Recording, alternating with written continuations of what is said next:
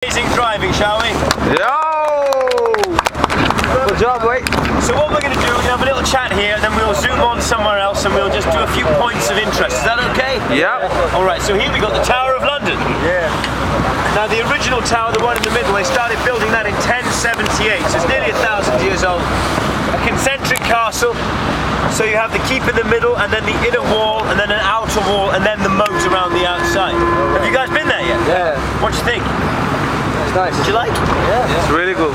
It used to be so many things in the past. Not only was it a prison and a home for a king, and an arsenal where weapons were made and stored. It was also the major gunpowder store for London.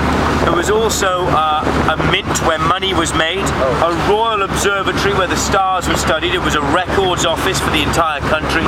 It was even a zoo.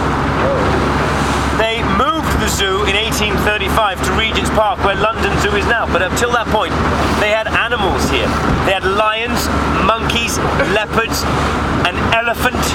Wow. Yeah, the elephant was a mistake, really. It was given to us by the King of France in the 1240s. And no one had ever seen an elephant before. They'd heard about them, but they'd never seen one. They knew it was big, so they built a big house for it. But they didn't know what to feed it. So someone came up with a brilliant idea. They said, well, this is the biggest animal we've seen, right? And they went, yeah, right.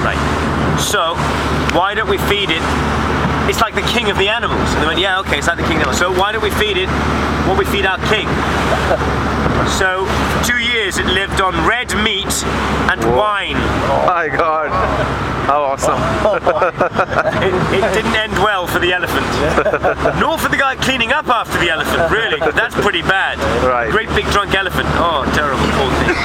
There was even a guy whose job it was, we had a polar bear given to us. Again, around the same time in the 13th century. So there's one guy's job to hold on to end of a big chain, and then around the other end of the chain was around the polar bear's neck, while the polar bear is swimming in the Thames for fish.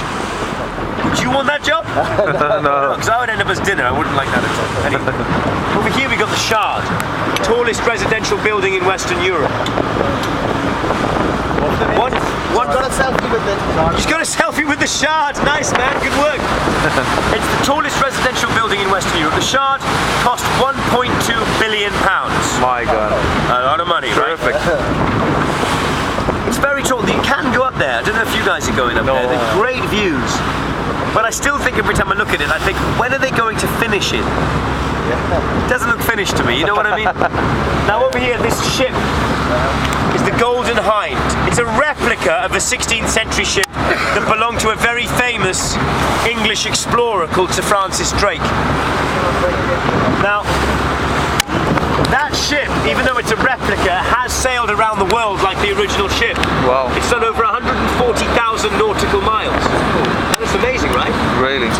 Now, for those of you who don't know, Francis Drake was a very famous English explorer and adventurer of the late 16th century. Correct. Unless you're Spanish, and then he's just a pirate. Because that's what he did. Yeah. For the Queen, he robbed every Spanish ship and port that he came across. Came back with so much gold that it wiped out the English national debt. It's a lot of gold right there. So guys, what we'll do is we'll speed up a little bit and go a bit further down.